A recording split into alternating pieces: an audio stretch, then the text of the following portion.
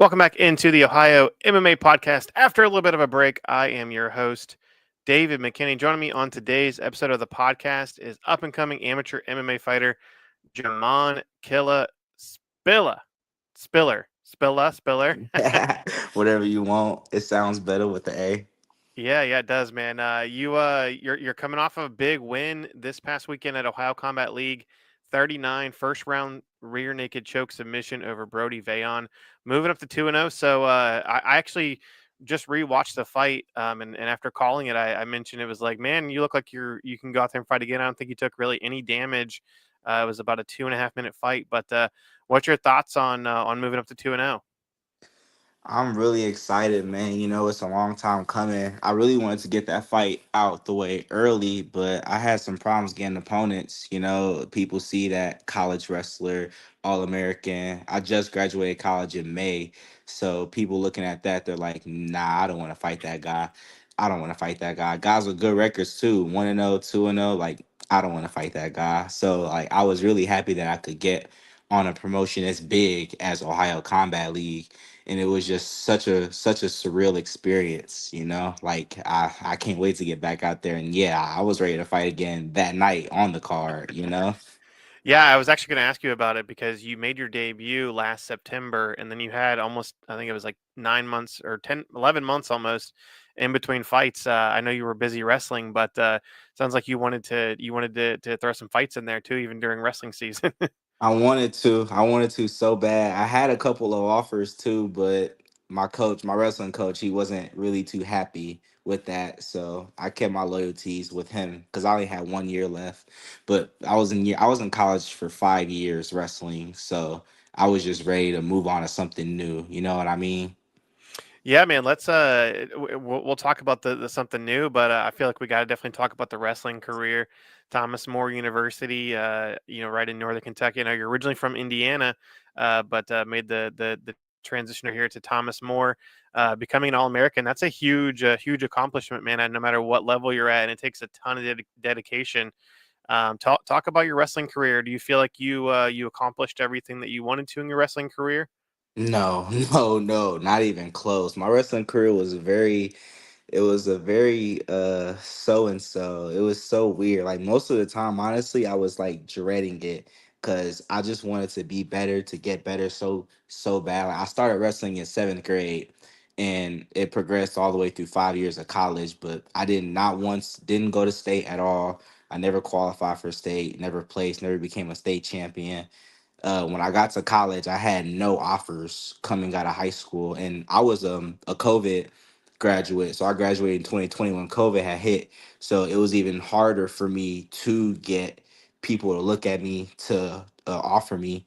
But my cousin, he went to this small junior college JUCO called Ancilla up in northern Indiana.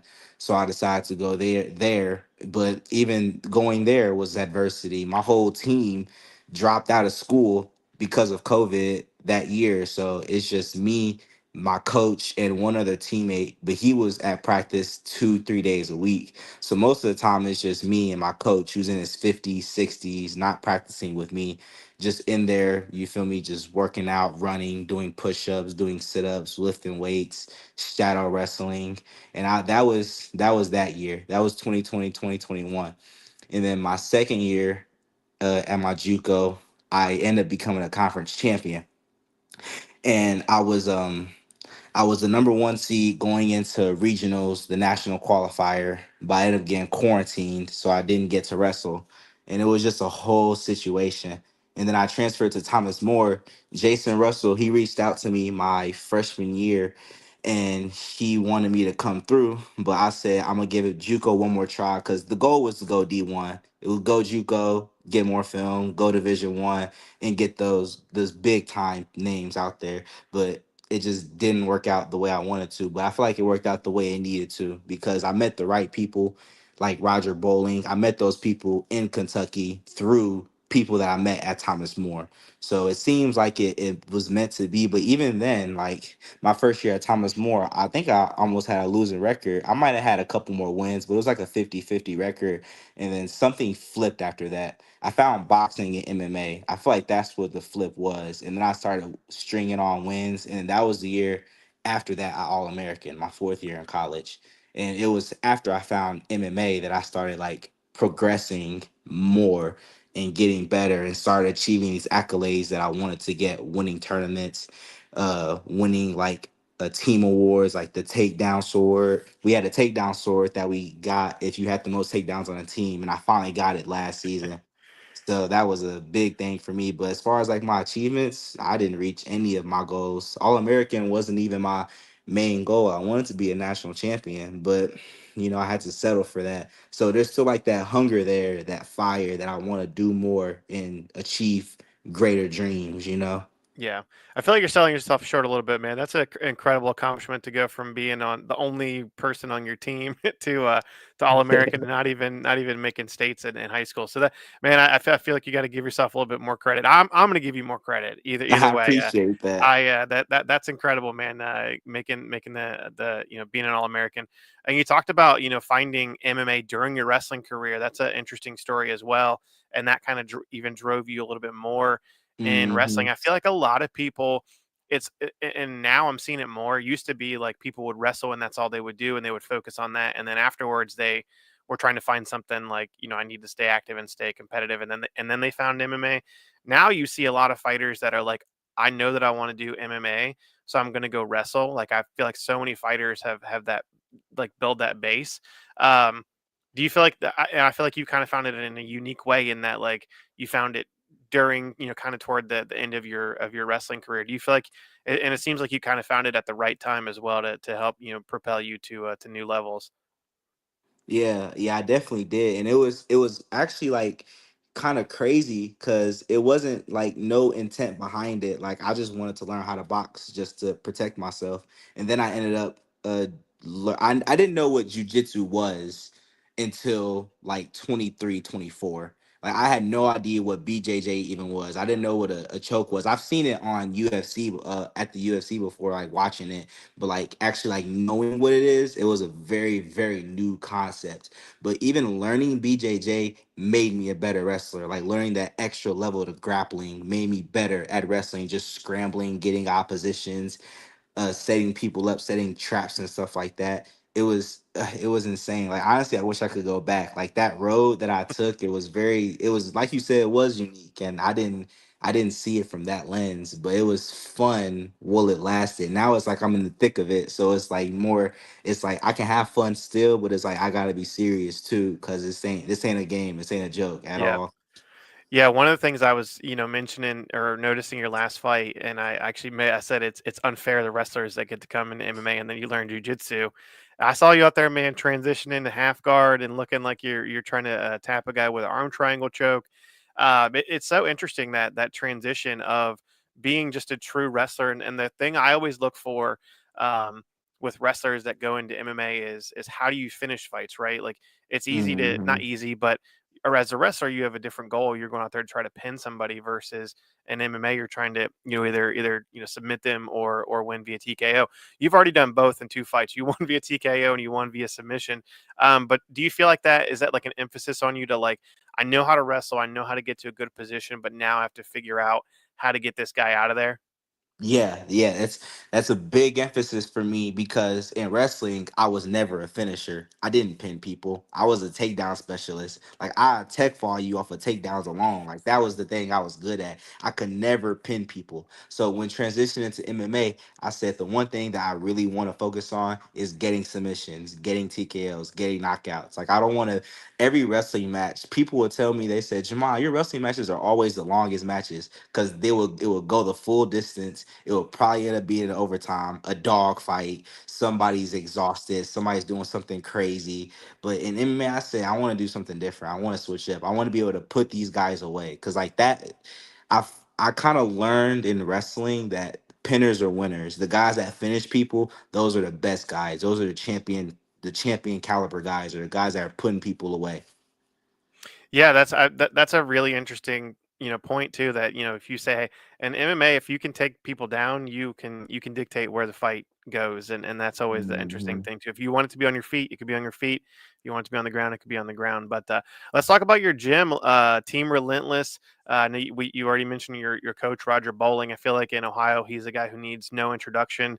I saw him at the fights. He looks like he's still ready to go out. I think he's in his 40s. He looks like he's out there ready, younger than most of the guys on the card, and more prepared. But I love seeing Roger, transition to now as a coach and a very successful coach. And you guys went 3-0 on the card with three dominant finishes, including Drake Batista. You're a young guy who, lost the first two rounds, came back and got a submission. Hunter Fraser, and he even admitted, he was like, "Man, I got cold feet a little bit," but I'm like, those feet warmed up in that third round and got the Yeah. finish. But it's interesting going to a gym where you have a coach that's not really known as a wrestler. Like I know Roger has more of a boxing background. One of your teammates, Hunter, has a little bit more of a boxing background.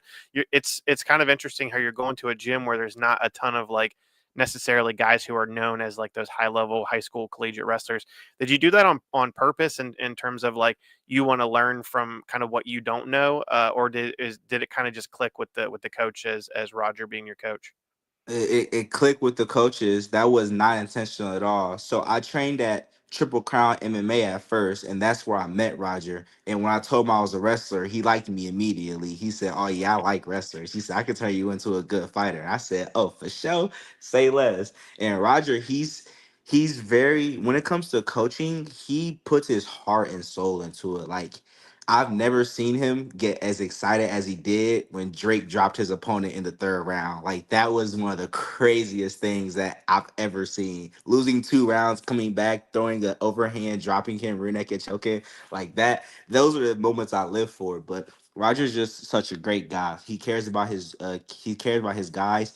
And I feel like he brought me in because of my wrestling background, and all our teammates, they feed off of my wrestling. And I don't try to like coach them too much because that's Roger's position. But whenever I have a little detail, something that I see from a wrestling standpoint, I mention it, we work on it, and we all build each other together. Like Hunter, going from his amateur career to his pro career, his wrestling has developed so much, and that I feel like that comes from like the works with me. Like I used to be able to take him down a lot easier. Now it's like I shoot on him, I'm afraid he's gonna stuff my head or throw a knee to my head. Like I'm scared to shoot on Hunter now because he's seen me shoot on him so many times. He's known like if Jahmon shoots, I'm gonna put a knee in his face, or I'm gonna uppercut him, or I'm just gonna sprawl, take his back, and him in the face. I love how we Roger's favorite saying is iron sharpens iron, like brother sharpens brother. Like we all work together. It's a family. Like we come in there, we beat each other up, we hug each other afterwards, take a picture, we laugh, crack jokes, and then go on about our day. He called me before this podcast too, actually, just checking on me, trying to give me another fight because I'm ready. I'm ready. If you can't tell. Ready to go. Yeah, so you look like you're fresher after the fight than you were. You look like you went out there, got a little sweat in, and it was like a training session. But yeah, man, one of the things that I did commentary for the fight, and I always love reaching out to fighters before, and I say, what's your, what do you feel like is your strength as a fighter? And I thought it was interesting coming from Team Relentless. You said that your strength is your relentless pace, legendary work ethic, and refusal to give up. And I feel like I mean, that kind of describes, I think, not only you, but like your fighters, your team as a whole, Team Relentless, is like you guys all embody that. And now and Roger himself was that same way as a fighter. I don't know if that might be a little before your time, but he was coming up when I came up in the sport, and watching him, and I'm like, man, this guy is just like, he's like a short, stocky dude, but man, he like would go out there and just blast people, and had some legendary battles. I'm sure he probably puts on those tapes after your practices and makes you watch his old fights. But No, but he's a very humble guy. He has pictures and stuff up in his gym and whatnot, but he's a very, very humble guy. He doesn't talk about himself too much at all. He just tries to give back the knowledge that he knows, you know? yeah, no, no, but that it is interesting seeing the fighters that he's producing, kind of embodying kind of the same thing that the Team Relentless, I feel like, is a perfect name for you guys. Um, y- that's just such an interesting way to look at it, man. Because I feel like if you have, those are the things that even if you have even if you have skill and talent, those are the things that don't cost anything, right? Having a great pace, having a great work ethic, being there, showing up every day. Those are the things that you can control. And then if you have talent on top of it, like that can take you to the highest of the highs. Yeah, those are very rare traits to have. Like you said, it doesn't cost nothing to show up every day and just give your best effort, to give your best attitude, to go out there and die on your shield and just give everything until you have nothing left to give. But for some reason, I don't know, these guys just aren't they're not built like that. They're not built like that no more. Yeah, it's so interesting. I say this. I feel like every event that I go to, there's less like quantity of fighters, but the quality of fighters. Even guys that are like 1, 2 fights into their career, you're like, man, this I can see this guy, having a really long pro career, and you're like, this is a debut fighter against another guy who's another high level guy. It's always fascinating to me to see the talent coming into MMA. But yeah, I wanted to ask you about as well. You have I know that you've done some grappling tournaments, and you actually did a grappling event. You fought on Limitless as well. Is Hmm. that more like we kind of talked about that in the stream for the pay-per-view? Is that just more like you want to stay active, or is it like you still get the chance to compete and get better and get experience, or is it something that what's like the motivation in competing in grappling as well as just as MMA? Man, I'm gonna be honest with you. I want my black belt. I want my black belt in jujitsu. Like I want that. Like just to be versatile, just to be a complete fighter. Like I don't want to get into that trap of a wrestler comes in, learns a couple of chokes, and then never trains jujitsu again. Like I don't see a point in that because I know for a fact that at some point in my career I'm gonna go up against somebody who I can't take down, who I cannot finish with just ground strikes, who I go in there and he's gonna match me in some level of the grappling. So if I can find any way there where I can get better, where it's learning a heel hook or just getting better at getting to side control, top mount, or even getting better at guard on bottom if I get taken down. You know what I mean? Like I just want to be able to be comfortable in every position. And I love jujitsu, honestly. I love competing. They're not as intense as wrestling tournaments. Is a lot more fun. It's not as like stressful. Like, I go into a jiu-jitsu tournament and I don't really feel those nerves anymore. It's weird. I go into jiu-jitsu BJJ tournament and I'm bouncing around, just having fun. Cause like honestly, a lot of those guys don't know how to wrestle, and it's weird. It's so weird. It's weird to me. Look, cause I feel like I'm outside looking in or inside looking out. You know what I mean? Yeah. Yeah, it's always I trained jujitsu for a few years, and I got like okay, and but then you have a guy that came in that has even high level high school wrestling or collegiate wrestling. You're like, I guess it's gonna be a long day for me. Like having Yeah. that wrestling because I never wrestled, man, and having that, it's like it's just a whole different ball game, right? Like if you can learn take like you got in jujitsu, you got guys pulling guard and stuff like that. Like you're not gonna see that in wrestling, and yeah, it is so interesting. And I always tried to like. Actually trained for a little bit with Robbie Maloff at Limitless, and he always Mm. tried to because he doesn't have a wrestling background either, but he's a black belt, and he would go up against high level wrestlers because he knew that in his MMA career that wrestling would help.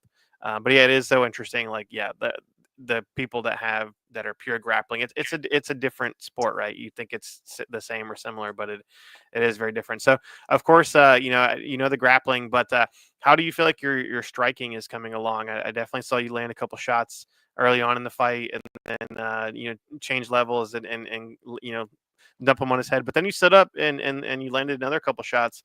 Do you feel like you're getting a little bit more confident in your striking as you continue to progress?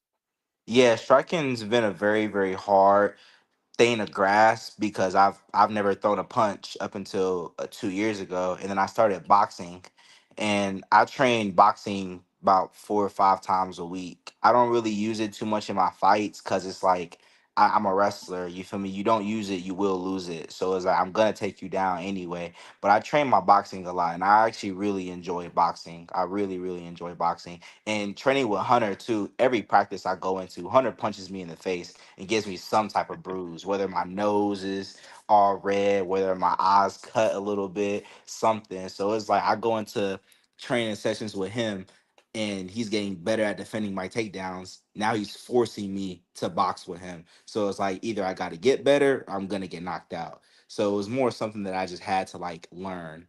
I had to learn. If I didn't learn it, it wasn't gonna be a long career for me at all. Yeah. Yeah, I feel like that's good, man. Training with people that are better than you, and you know, not necessarily better than you overall, but better than you in different aspects, and that's the way you get better. I know you mentioned you also are doing some coaching now. What's it like transitioning from you know, being just a true competitor into now kind of doing some coaching? I know you're coaching adults and also coaching kids.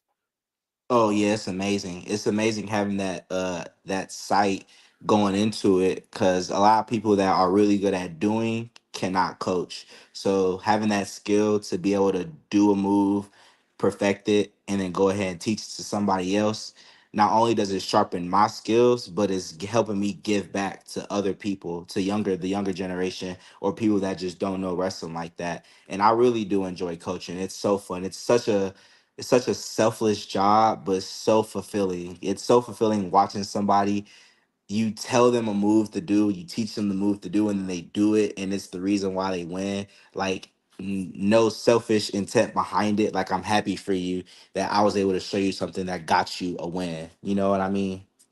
Yeah, no, that's such it is a unique thing, and I feel like once you start coaching, a lot of times you learn yourself even more, right? So that's always Mhm. interesting. Couple more questions, and then I'll let you get out of here, man. First off, I noticed the nickname, the Killa. How'd you get the nickname Killa? Is it because it just rhymes, or like how'd you get that nickname?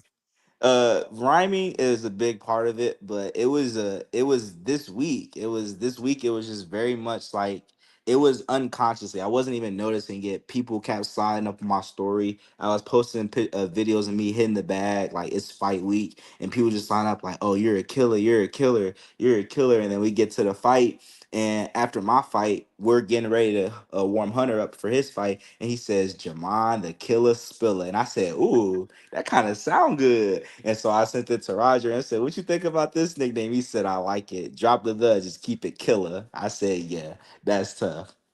Yeah, I That's got tough. it It up just on. sounds good." I put it up on Tapology for you, so it's Oh, you official did that? now. Yeah. Yeah, yeah. I always make sure, man. I always love asking people their nickname because most of the time there's a unique reason for the nickname. I like it, man. That's different. It's organic and it rhymes and it's memorable too, right? So it's Mhm. I like it, and it's up there now. So like I said, it's official. Oh, it's official. And I when it comes to outside of fighting, I'm like one of the nicest guys you'll meet. Like, I'm not mean at all. I don't have a hating bone in my body. But like the moment that cage is locked and you shut the door and it's just me and him, it's a switch. It flips immediately. And like now we're not friends. Now I'm trying my best to take you out. And I feel like that's where like the killer comes from. Cause it's weird watching my fights, honestly, because that's not me. That's not me. It's like a different entity, honestly. So I feel like that's where like killer really comes from. Yeah, that's a great nickname, man. Um, Last but not least, I know you got some sponsors and some people to thank. Anything that you want to throw out there, man? The stage is yours. Oh, I really just want to thank my sponsors, my family, my friends, Unique Ink Tattoos, Straight Line Landscaping, Team Relentless. I train wrestling classes at Premier Fitness. That's a small MMA gym in Florence, Kentucky. I train wrestling classes Monday nights at 6, so I got to get going here in about an hour. But I just really appreciate everybody that's following me on this journey because MMA it's not a path, it's the past less travel. Like, nobody's gonna get into this and like, yeah, I want to get into a cage and give somebody the chance to take my head off. Like, no, this is something you really gotta be passionate about, that you gotta love with your whole heart. You gotta wake up, you gotta eat the right foods, you gotta stretch, you gotta work out, strength and conditioning, you gotta go to practice 2 to 3 times a day. Honestly, like, I'll run, I'll lift weights, and then I'll go box or wrestle. Like, it's a lifestyle, you know what I mean? And this is everything that I've been waiting for my whole life. It feels like. Yeah, I mean that's awesome, man. Couldn't have said it any better. All right, man. What's next for you? I know you said your coach is already trying to get you another fight, but where do you see yourself? Obviously, you want to stay busy. Where do you see yourself in the next, like, let's say a year? If we're talking again, what are we going to look back and say the Killa? What was the last year for you? Oh, this next year, I really want to compete in a few more jiu-jitsu tournaments. I kind of want to try my hand at amateur boxing, get my hands right. I don't know. I don't know about that. I don't know about that. I'm thinking about it. I want a title fight before I go pro, and then within a year, I could probably make the switch to pro. Next year, 26. Definitely not 25. All right. We'll be looking forward to it, man. I know the fight cards, man. That was such a great card, Oh, top to such a bottom great card. on Saturday. So yeah, it was. I was looking back at it, rewatching it because when I do commentary, I'm like, I don't even remember what happened. I know it was a bunch of good fights, and I go back to Yeah, rewatch it, and I'm like, oh yeah, that was an amazing fight, especially that main event. That was like, oh my goodness, was Josiah fireworks. Harrow and Keegan Ginrich. That was wild. I But couldn't tell I, who was winning. yeah, it was crazy. It was a close fight, man, back and forth the whole time. And I think Josiah lost the first round and then came back and won rounds 2 and 3. So it was a barn burner, man. But yeah, one of the best fights and the title fight that was on there. Yeah, top to For bottom, sure. OCL put on one of the best cards I've seen in a long time. For You sure. got a big win. Your team went 3-0, and yeah, man. Thanks so much for joining me, man. No, thanks for having me. I really appreciate it.